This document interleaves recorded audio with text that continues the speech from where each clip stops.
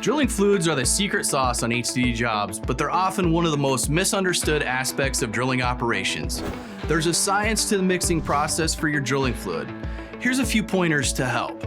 On every new job, you should check pH levels from your water source. Drilling fluid additives, bentonite, and polymers mix better with a pH level range between 8 to 9. When you're ready to mix your additives with the water, powders like bentonite must be added to the hopper and liquid should be poured directly into the tank. When adding bentonite, make sure it's sent through the venturi and hopper at full throttle. Keep product mixing through the venturi for approximately 10 minutes until it's thoroughly broken up and hydrated. If you plan to add a polymer, you'll need to wait until the bentonite is completely mixed. The final step is to check the drilling fluid viscosity.